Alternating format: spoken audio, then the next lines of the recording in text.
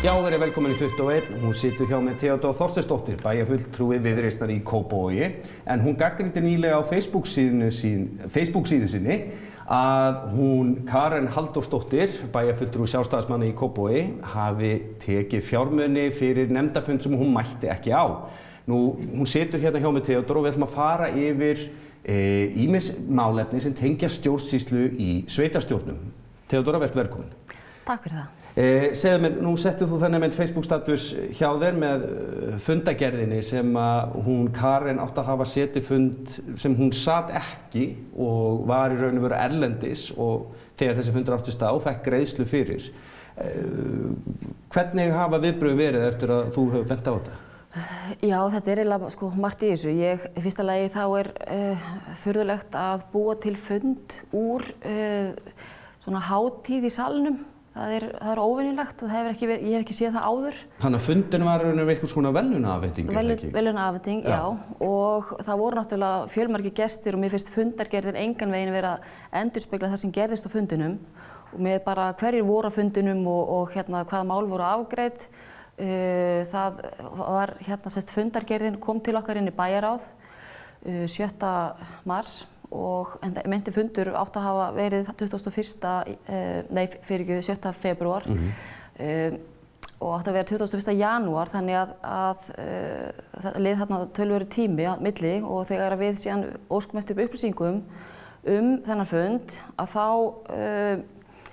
fengum við þau svör að þetta væri bara, var verið að skoða það hvort þetta ætti að vera þannig að þetta væri borga raunverulega nefndarmönnum laun fyrir það að mæta í svona verðlaunaafhendingu. Af því að þú veist, í mínum huga þetta ekki fundur, afgreiðslufundur. Fundargerðin finnst mér ekki endurspegla það. Þannig að það eitt.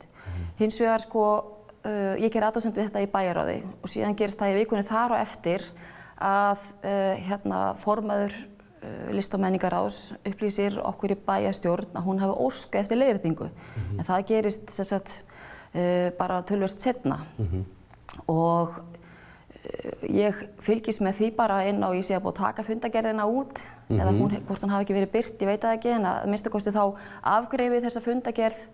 Hún bara lögð fram inn í bæjarstjórn, hún bókar ekkert við hana eða gerir engar athugasemdir að kippa henni út eða gera neitt með hana, Þannig að ég beið þetta bara til leiðréttingu á þessu vegna þess að þetta náttúrulega bara nánast 3 vikur seinna, þannig að hún ætti að vera búin að fá greitt fyrir hennar fund, þennan meinta fund sem ég kalla vegna þess að þetta í raunverulega bara ekki góð stjórnsýsla að boða að kalla þetta fund sem það eru tugi gesta í salnum. Tónlistarsalnum okkar í Kópavogi.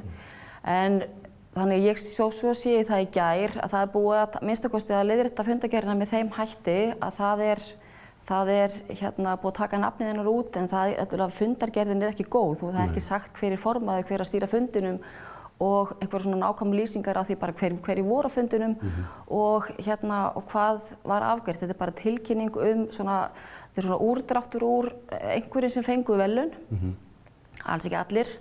Þannig að mér finnst þetta ekki endurspegla góða stjórnsýslu og það finnst mér líka enn alvarlegra þegar að það var upplýst að formaðurinn sem var skráður á fundinum hefur það sjálfsagt fengið greitt fyrir hann mánaðamótin janúar, febrúar. Hún var ekkert á fundinum og leiðrétti það ekki fyrir en það gengið á hana með þetta í bæjarráði. Og þetta eitthvað sem ég hef ekki umburðarlyndi fyrir. Þannig að í raun og veru bara sem stuttumáli, það er fólk sem á að vera að mæta á fund í nefnd, menningarmálanefnd hér í Kópavogi og þau breyta fundurum í einhvers konar verðlaunaafhendingu eða í raun og veru mæta okkur verðlaunaafhendingu og segja að það hafi verið fundurinn og rukka svo laun fyrir í raun og veru að hafa verið að störfum á fundi. Já. Það raun og veru punkturinn. Og þetta þó að einhverjir segja að þetta kannski bara eitthvað sem eru mistök að leiðrétta. Já, þetta eru mistök að mínum mati, en þetta líka alvarlegt vegna þess að svona fundur kostar helling. Formaðurinn að fá einhverju tæpa 80.000 fyrir eitt fund. Þannig að formaður þessari nefndar, hún Karen, hún sem sagt fær 80.000 greidda fyrir fund sem ætti ekki að vera og hún var ekki á. Nei, einmitt. Ég meina, en hversu algengt þetta heldur í stjórnsýslunni hjá minni sveitarfélögum og jafnvel stærri eins og Reykjavík? Ég veit það ekki, ég hef ekki hugmynd það og ég ætla bara að fá, hef komið erindi inn og ósk eftir svona úttekt eða bara upplýsingum það hvort þetta sé bara gert. Hún nefndi það að þetta hafi verið gert í Íþróttaráði og umhverfis samgöngunefnd, allt nefndir sem að Sjálfstæðisflokkurinn með formennsku í. Ég veit það ekki, mér finnst þetta bara kalla úttekt og þetta er eitt mál sem að mér finnst bara líka kalla á það og ég er búin að þetta verið svona mitt, hvað maður segja, áhugamál sem bæjarfulltrúi í Kópavogi, að það er stjórnsýslan. Mér finnst við ekki vera að þróast neitt í átt að góðri stjórnsýslu. Mér sveitarstjórnarstigið bara almennt vera gamaldags og bara starfsumhverfi bæjarfulltrúa hefur verið með þeim hætti, bara til dæmis aðgang á gögnum og hvernig við erum náttúrulega, hvernig svona starfsumhverfi okkar er, við höfum samskiptareglur, við megum ekki tala við starfsfólk nema náttúrulega öll erindir okkar fara í gegnum bæjarstjóra eða eftir atvikum í gegnum sviðsstjóra ef við erum að kalla eftir einhverjum upplýsingum eða slíkt. Við fundum auðvitað eftir vinnutíma starfsmanna og við höfum fundarsal fyrir okkur en hins vegar finnst mér bara allt þetta starfsumhverfi og bara þróun á sveitarstjórnarstiginu ekki góðum stað og ég hef til dæmis bara undanfarið að minnsta kosti þegar við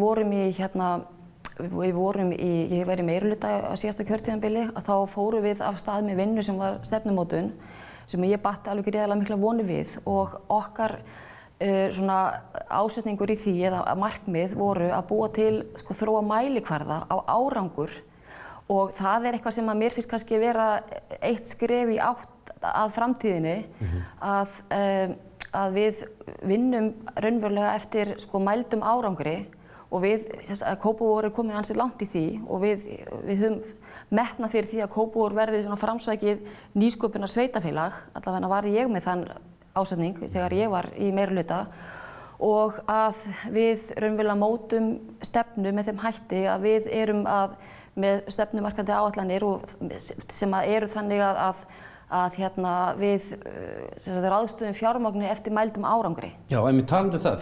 Þið eru með í raun og veru ykkar heildar budget í raun og veru og þeir fjármenn sem fara í gegnum Kópavog, við erum að tala um milljarða sem að sveitarstjórnarmenn þurfa að sjá að fara á rétta staði. Já. En samt sem aður þetta hlutastarf hjá okkur og þið hafið ekki aðgang í raun og veru eins og þú varst að lýsa að starfsmönnum bæjarins. Hvernig það útskýrt að þið megi ekki ræða beint við starfsmenn bæjarins vegna einhverju mála sem kannski þið teljið að þurfa að ræða? Já, þetta auðvitað mjög ólíkt því starfsumhverfi sem í borginni. Og við bæjarfulltrúar, við eigum ekki, það er bara samskiptareglur. Við eigum ekki vera í beinum sambandi og ég er ekkert svo sem að setja út á það og það sem auðvitað þetta óvenjulegt, hvernig við vinnum þetta, en það eru vel flestir kjörnir fulltrúar í öðrum störfum og það er bara þannig all land, kannski nema í borginni. En nú Kópavogur frekar stórt sveitafélag miðað við önnur sveitafélag. Já, þá bara vakna spurningar á að breyta þessu, eigum við að vera bara í þessu í fullu starfi og það er auðvitað við fórum í talsverðar breytingar, hækkuðum starfshlutfallið með þeim markmiði vegna þess að við ætluðum okkur að auka þetta hlutverk nefndarmanna í svona stefnumarkandi eða að móta stefnur fyrir ráðin og ætluðum þarlegandi að svona meira framlag til bæjarins. Að sveitarstjórnarmenn ættu raun og veru að koma með meira að aðgerða áætlunum bæjarins sem sveitarstjórnarmenn og raun og þess vegna er verið að borga formunum 80.000 krónur fyrir hvert fund sem þeir mæta á. Er þetta ekki frekar bara með fullir virðingu, þetta er svolítið gott tímakaup? Þetta er góð laun og það ég held að Kópavogur sé reyndar og einhver sveitafélög, þetta kjararáðsmál náttúrulega stökkbreytti öllu allavega svona í mínum huga þegar að það kom þarna einhver 45% hækkun og við höfnuðum því í Kópavogi en fórum yfir í launavísitöluna en ég vissi það ekki þá að launavísitölun bara þróaðist þannig með þeim hætti að við erum komin upp í kjararáðshækkunina. Þannig að þú veist með kjararáðshækkunni og hækkun á starfshlutfalli þá var þetta mikil hækkun og við leiðréttum þetta með þeim hætti núna eftir kosningarnar 2018 og ég hef ekkert verið, ég hef bara verið heiðarleg í því að ég hef verið að gagnrýna þetta. Og ég samþykkti að hafna kjararáðshækkuninni og taka launavísitöluna og svo náttúrulega bara þróast þetta með þessum hætti þannig að við lækkum okkur aftur 15% núna fyrir einhverjum mánuðum síðan. Þannig að þú veist, það svona hvað rétt og hvað rangt í þessu. Ég hef allavega svona gagnrýnt þetta. En það sem að mér finnst líka að þurfa að taka í þetta, eitt þetta starfsumhverfi, hitt bara sko stjórnsýsla sveitarfélaginu og það svona ákall frá mér að það sé meiri umræða sveitarstjórnarstigið heldur en hefur verið. Mér finnst ekki mikil þekking og mér finnst ekki mikil þekking til dæmis bara þinginu á bara bæði verkefni sveitarfélagana og þessu umhverfi og almennt fólk heldur þetta sé eitthvað allt annað. Fólk heldur þetta sé starf. Þegar þetta raunverulega bara þannig eins og fyrir mig að vera bæjarfulltrúi í bæjarráði, ég mæti, þetta eru 6 fundir í mánuði. Þetta ekki meira en það. Nei. En það sem að kannski líka að hann kom hérna fram, hann Unnsteinn, hvað heitir hann, Unnsteinsson, sem að mann ekki hvað hann heitir í augnablikinu, hann kom með gott viðtal, hann hjá Capacent og hefur verið að gagnrýna bæði ríki og sveitarfélög það að við séum ekki að þróast í rétta átt og það mikil sóun í kerfinu. Og ég tek undir þetta allt sem hann sagði í því viðtali og það sem að kannski þyrfti að gera líka í framhaldinu, það að tala meira sko, þróun á sveitarstjórnarstiginu og við sjáum bara hvað að gerast hér allt í kringum okkur, til dæmis með opinber innkaup sem að ég hef líka haft miklar áhyggjur af og gagnrýnt. Það alveg saman hvort það sé Reykjavíkurborg reyndar fari í alls konar aðgerðir núna sem kostar mikla peninga til þess að laga hjá sér sko struktúrinn. Þannig að við í Kópavogi erum núna loksins að gera úttekt á okkar málum líka og þetta sko ef opinber innkaup, ef þau eru góð og þau eru vönduð og þá snýst þetta allt það að kjörnir fulltrúar hafi tól og tæki til þess að sinna sínu eftirliti. Akkurat. Og við sjáum auðvitað eins og í Braggamálinu, það er auðvitað eftirlit sem brást einmitt með eftirliti með innkaup. Þú veist, gegnsæi og skýrt eftirlit kjörna fulltrúa í dag í mínum huga þá það ekki gott. Og það bara almennt held ég á sveitarstjórnarstiginu á þess að ég sé ekki vel verið að sé einhvers staðar í góðum farfi, ég ætla ekki að segja alhæfum allt, en að minnsta kosti. Nú Sundlu og Húsavík sem fóru einmitt í rugl og annað, þannig að þetta víðsvegar þetta. Já, og þegar til dæmis núna bara í upphafi þessa kjörtímabils, þegar ég hægt að vera formaður bæjarráðs, þá kemur inn til dæmis bara útboð og tilboð í þrif- og leikskólum, ég gagnrýndi það. Mér færði bara rauk fyrir því að þetta væri ekki gott, ekki góð gögn og ekki gott tilboð og menn væru ekki að vissi hvað væri að bjóða í og annað og ég greiddi atkvæði í gegn. En það fór í gegn samt sem áður hjá meirihlutanum og við vorum bara kærð og þetta bara skaðabætur. Það svo mikil sóun í kerfinu í vondum innkaupum og vondum vinnubrögðum í stjórnsýslunni heilt yfir og ég hef verið bara sagt það er átak í því að breyta þessu. Við verðum að þróa sveitarstjórnarstigið með miklu hraðari hætti heldur en við erum að gera í dag. Akkurat. Theodóra Þórsteinsdóttir, takk fyrir það. Og hún Linda verður hér rétt eftir auglýsingar þar sem þau munu ræða ættleiðingar við góðan gest, Ingrid.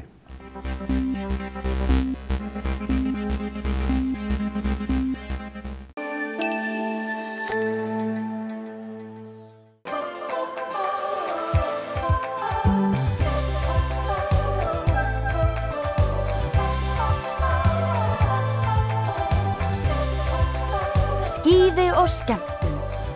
Leyfðu þér að njóta lífsins í faðmi fjallanna. Icelandair. Láttu trausta fagaðila sjá rekstur húsfélagsins. Fjöleignir sjá fundarhöld, innheimtu, bókhald, ársreikninga, framkvæmdir og fleira. Fáðu tilboð á fjöleignir.is.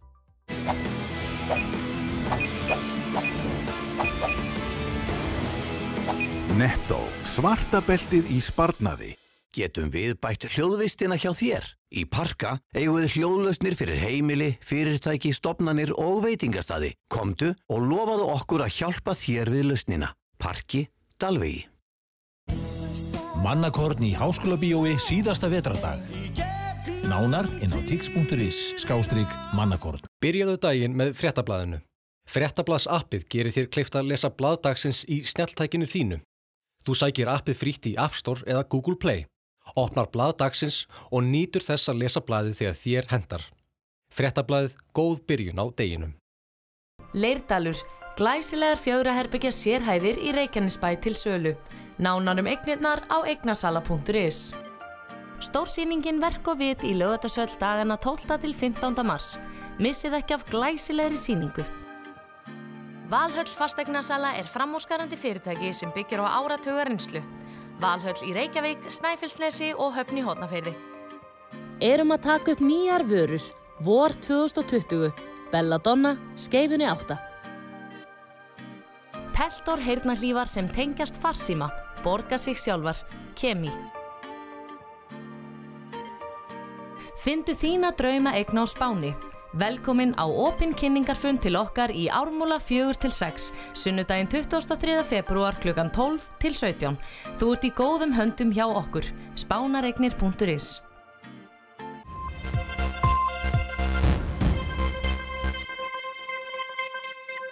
Komið sæl aftur, við ætlum að fjalla næst þetta en 1000 munaðarlaus börn hafa eignast fjölskyldu á Íslandi með hjálp íslenskrar ættleiðingar. Íslensk ættleiðing eina ættleiðingarfélagið á Íslandi og hefur löggildingu frá dómsmálaráðuneytinu til að annast milligöngu ættleiðingar erlendis frá og félagið hefur samstarfssamninga við 5 lönd, þar að segja Búlgaríu, Kína, Kólumbíu, Tékkland og Tógó. Ansi ólík lönd. Flest þessar erlendu barna sem ættleidd búa á barnaheimilum í upprunalandinu og eru oft komin nokkuð til vits þegar það sér í fyrsta sinn nýju fjölskylduna sína frá Íslandi. En spurningin hvernig á að ná tengslum við barn sem hefur aldrei áður séð mann. Og það á árlegu félagsráðgjafaþingi núna í febrúar sem fjallað þetta, þessi tengsl sem þurfa að eiga sér stað. Og það eru sestar hér, Rut Sigurðardóttir, félagsráðgjafi íslenskrar ættleiðingar og hún stendur á þessum málþingi fyrir umræðum mátt tengslana og Elísabet Hrund Salvarsdóttir segir á málþinginu frá sem móðir 2 ættleiddra barna frá tékkneskum barnaheimilum, það var sitt hvort heimilið. Annað barnið var 14 mánaða drengur en hitt tæplega 4 ára stúlka sem kom seinna. Verið velkomnar. Takk fyrir. Fyrst kannski Rut, þetta mjög stór hluti af vinnu félagsins þar sem að þið eruð að vinna þarna í ættleiðingunni að myndi sér tengsl? Þetta kannski algjört grundvallaratriði? Já, það bara rétt. Þetta rosa mikill grundvöllur til að átta sig á áður maður fer í þetta ferli og allir sem koma og eru að hugsa ættleiðingu þurfa að fara á grunnnámskeið sem heitir ættleiðing fyrir mig. Megin þemað í því námskeið sem eru 2 helgar, 4 dagar tengsl og hvernig mitt nálgast maður börn sem þekkja þig ekki en þú ert búin að upplifa þessa tilfinningu gagnvart barninu að þú ert foreldri þessa barns sem komið á nokkuð aldur. Þetta hlýtur að vera kvíðvænlegt fyrir suma? Þetta áskorun, af því að svo líka ákveðin sorg sem fylgir því að vera ekki búin að vera hluti af upphafi lífi barns og þekki ekki forsöguna eða vita hvað hefur gengið á í lífi barns. Og tengsl eru bara þessi geta barns til að lifa af. Við þurfum bara sem mannverur að fá einhver tengsl og það sem gerist fyrir börn sem búa á barnaheimilum það að þau þurfa að bjarga sig sjálf og mjög fljótt þurfa þau að mynda með sér ákveðna færni til að lifa af. Og það mikið áfall fyrir þessu börn og tekur mikinn toll og tengslavandi og við tölum alltaf það börn sem búa á barnaheimilum búa við tengslavanda að við vitum að þau hafa búið við vanrækslu á tilfinningalegu hliðinni. Já, akkurat. Og tengslavandi harður húsbóndi. Já. Hvað svona þungamiðjan í þessu námskeiði? Þú veist, hvað kannski svona grundvallaratriði í því að ná, þú veist, alveg kjarnanum í tengslunum? Já, fyrsta lagi það náttúrulega svolítið þolinmæði í það að þegar að foreldrar fara að sækja barnið sitt og alla jafna þeir sem ættleiða eru búin að bíða í mörg ár og jafnvel búin að ganga í gegnum ófrjósemisferli og búin að sitja með þennan draum lengi, hafa alla þessa ást og umhyggju að gefa og eru alveg hér á þessum ás. Nú komið að þessu, ég að vera foreldri og svo ertu með barn á barnaheimili sem veit ekki hvað foreldri það þekkið ekki. Þannig að þá kemur oft þessi tilfinning höfnun.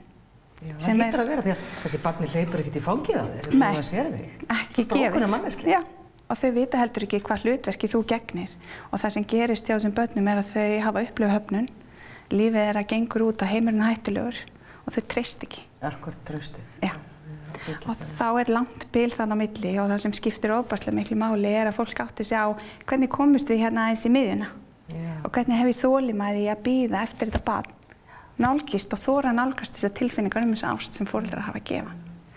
Elisabeth, þú hefur merkilega reynslu af þessu. Þú hefur ættleitt náttúrulega fyrst strák sem var orðinn 18 mánaða, það ekki? Já, hann var 14 mánaða þegar við hittum hann í fyrsta skipti. Já.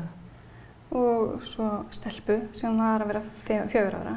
Segðu okkur frá því hver svona munurinn vegna þess að þetta mikill aldursmunur. Hvernig til dæmis gekk með strákinn og hvernig það gekk fyrir sig? Það gekk mjög vel. Það eru náttúrulega rosalega ólíkir karakterar en eins og fyrir hann að hann var bara unga barn. Hann var ekkert farinn að labba þannig að hann var svo háður okkur.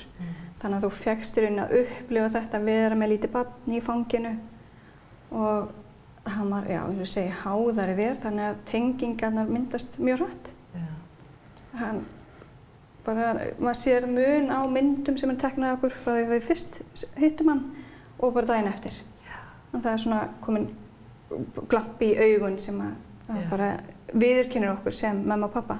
Hvernig var heimilið sem hann var að? Þetta var frekar lítið barnaheimili og mjög vel hugsað um það en barnaheimilarnir úti eru rauninni svona vel hugsað um allan líkamlega þætti, svona læknisfræðilega, en andlega hliðin kannski aðeins liggur til hliðar. Við erum að tala um Tékkland. Já, við erum að tala um Tékkland og þeir reyna eins og þau geta að hugsa vel um börnin sem eru á þessum barnaheimilum, en eins og ég segi það hefur verið að reyna að passa líka þessi myndist ekki eitthvað ómikil tengsl á milli starfsmanna og barna, að þau hugsa náttúrulega börnin fari í ættleiðingu. Halda þeim aðeins. Já, hvort sem er innanlands eða í alþjóðlega ættleiðingu. En fyrir hann að hann var greinilega í svolítið dekudýr. Hann var vel stór og okkur hafði verið sagt vinahjón okkar einmitt hittu sinn strák deginum áður. Já. Og þau senda okkur skilaboð bara búið ykkur undir hann minni heldur en haldið. En hann var ekkert minni, hann var miklu stærri. Þannig að hann hafði greinilega verið í svolítið dekri. Já. Það hafði verið sungið fyrir hann og dansað með honum og svona. Þannig að hann hafði upplifað þessi að mynda tengsl. Þannig að hann þekkti það greinilega vel. Og fá athygli. Og það. Já. En að það var á öðru barnaheimili í Tékklandi sem að þið finnið stúlkuna. Já. Það allt annað mál. Hún orðin svo gömul. Já, hún er á náttúrulega stærsta barnaheimilinu í Tékklandi. En hún bara orðin þetta gömul þannig að maður veit aldrei hvernig þessi tengsl verða. Og 4 ára. Hún var að vera 4 ára. Við hittum hann fyrst 4. janúar, hún var 4 ára í 13. janúar. En eins og segi kannski að því að við erum búin að vera svolítið mikið inn í þessum heimi þá vorum við vel undirbúin. Já, þið starfið náttúrulega með félaginu. Já, ég sem formaður félagsins og þannig að maður les, kannski sem bara líka foreldri sem hefur ættleitt þá les maður endalaust greinar, maður reynir að viða sér öllum upplýsingum sem maður getur. En hún var ótrúlega tilbúin. Var hún búin að vera þarna alla ævi? Já, hún bara kemur 3 daga gömul, alveg eins og strákurinn okkar, frá bara sjúkrahúsi inn á barnaheimilið. En hún var mjög tilbúin af eignarfjölskyldu. Þannig að hún tekur okkur mjög vel, sérstaklega bróður sínum. Þannig að hún eiginlega bara fyrsta myndin sem eigum af henni í fanginu á honum. Þannig það hjálpaði? Algjörlega. Að hún fær hérna lítinn bróður sem hún getur tvímælalaust. Hugsaði og svona sko. Já, hann alltaf orðinn þá stór sko. Þú veist, þarna hann orðinn, þetta hefur gerist náttúrulega fyrra, þannig að hann 6 ára. Þegar hann heitir hana. Já, svoleiðis. Þannig að hún sér hann sem eldri bróðir. Já, svoleiðis. Og leikfélag og elst dýrkar hann í dag. Getur þú lýst því þegar þið genguð inn og letuð fyrst á hann og hvernig svipurinn á henni var? Náttúrulega rosalega ólík upplifun með lítið barn sem situr í fanginu á okkur með einhverjum sem þú þarft að reyna að ná athyglinni af. En hún sá Birki fyrst. Og fyrsta myndin sem tekin þegar hún hleypur í fangi á honum. Á stráknum. Hún er náttúrulega búin að fá myndir af okkur áður þannig að hún svona kannast við andlitin á okkur þó hún veit ekki hver við erum. Einmitt. En hún var mjög glöð og hún mjög spennt að sjá hann. Já, og líka því að hún alveg passaði það að önnur börn, við værum hennar fólk. Það kom alveg greinilega fram. Þannig að þetta hefur heppnast mjög vel, en hverjar voru kannski svona Hvað svona hefur verið erfiðast samt? Því að þetta stórt verkefni. Já, þetta stórt verkefni. Það kannski líka það að geta á milli þeirra systkina. Það mikil breyting fyrir eldra barn sem til staðar í fjölskyldinu. Að það kemur allt í yngra barn. Og það getur farið allt í að finna fyrir, það getur komið rof á tengslum við foreldra. Einhver höfnunartilfinning og hann talaði með mig það áður en við fórum út og þá hafði hann miklar áhyggjur af því að við myndum skilja hann eftir og fara bara heim með hana. Við værum bara skipt út. Skila á honum. En betur þá talar hann mikið hvernig sér líður þannig að við höfum getað talað það. En hann alveg kemur stundum með mig, þið eru ómikið með henni. Þannig að maður þarf alveg að skipta sér svolítið upp og hún þrífst mjög mikið á því að fá athygli og fá svona jákvæða umbun. Það grein held ég sem að hún hefur kannski ekki fengið mikið á barnaheimilinu. Hún bara sækja sér þetta. Já, hún sækir mjög mikið í það. Hún er mjög mikið að það sé sagt að hún sé dugleg og svona þannig að hún er. En hefur einhvern tímann, Ruth, fólk gefist upp í svona aðstæðum? Hefur stundum bara hlutinir ekki gengið? Ekki á Íslandi, en við höfum heyrt sögur frá öðrum löndum. Og það sem við höfum lagt mikið upp úr hjá íslenska ættleiðingu og fræðslan okkar tók miklum breytingum fyrir tæpum 3 árum síðan. Það sem við erum að leggja meiri áherslu á tengsli við umsækjendur og þau koma á þetta námskeið sem ég sagði frá áðan. Sem bara grundvallaratriði. Já, algjörlega, því þetta heldur ekki fyrir alla og fólk hefur alveg komið á námskeið hætt við. En það heitir námskeið ættleiðing fyrir mig spurningamerki. Og það sem erfitt að fara inn í erfiðar tilfinningar og fá fólk aðeins til að skoða inn á við, þetta eitthvað sem ég treysti mér í? Þetta áskorun. Síðan kemur fólk í allavega einstaklings 5 viðtöl til mín á ferlinu á síðasta viðtali bara áður en það fyrir út að sækja barnið. Það sem við erum að fara svona yfir hvernig þetta er búið að vera og hvað svona, nú er komið að þessu. Já, akkurat. En fólk að reka sig á eitthvað, einhver sérstök vandamál? Það svolítið einmitt þessi ótti og þessi upplifun höfnun sem kemur á báða bóga. Barnið er náttúrulega búið upplifun höfnun, þekkir ekki að vera þetta einstaka. Svo stutt í það. Já, og það eins og Elisabeth sagði, ég meina nokkrum árum eftir að Birkir kemur, þá hann að upplifa þessu tilfinningu verður mér skilað. Samt kemur hann svona lítið, þannig að þetta svo djúpstætt og þetta svo framandi fyrir okkur sem erum ekki með þessa reynslu að setja okkur í þessi spor og við þekkjum alveg þessi fullorðnir einstaklingar ef einhver hafnar okkur. Það er vond tilfinning. Já, það er bara ofsalega vond tilfinning og við reynum að forðast það alla ævi. Og það fylgir þessum börnum alveg frá upphafi og það verður ekki tekið af þeim og þess vegna svo mikilvægt að vera alltaf meðvitaður þetta og það sem við höfum verið að gera líka er að fara í auknum mæli út í skóla og út í leikskóla til að umhverfa þess að barna skilji það. Hvaðan hegðunin þeirra sprottin. Það þarf að fylgja þeim út í samfélagið. Það hefur skýra eða einhver svona hegðunar mynstur. Af því að sumir halda þetta sé bara athyglisbrestur en þá er þetta einhver útgáfa af tengslaröskuna því þau eru að reyna að láta vita að þeim finnst þetta ekki þægilegt, þau eru í aðstæðum sem þekki ekki og þannig að svo hafa það ekki tungumál, þannig að öll hegðun barna er tungumál. Ég ætla einmitt að nefna tungumálið, fóruð þið á tékknesku námskeiði eða eitthvað svona eða þú veist bara til þess að fá eitthvað svona grunn? Nei, náttúrulega eins og fyrir með Birki þá kunni hann 1 orð í tékknesku sem frænka. En fyrir Anutu þá, maður er með svona orðalista og svo notum við Google Translate.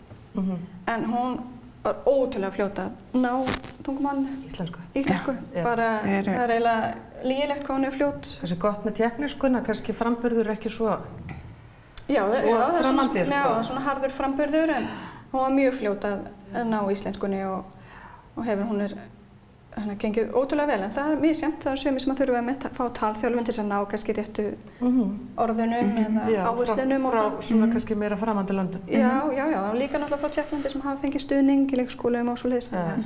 Þetta er svo einstaklingsbundið. Þetta er alveg.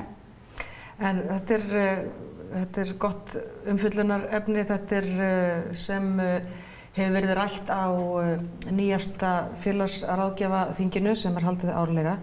Og þar hafa setið hér hjá mér Ruth Sigurðardóttir sem er félagsráðgjafi íslenskrar ættleiðingar og Elisabeth Hrund Salvarsdóttir sem er móðir 2 ættleiddra barna frá Tékklandi. Takk kærlega fyrir að koma hingað. Takk fyrir. Og kveðjum með þessa sinni, meira síðar, verið þið sæl.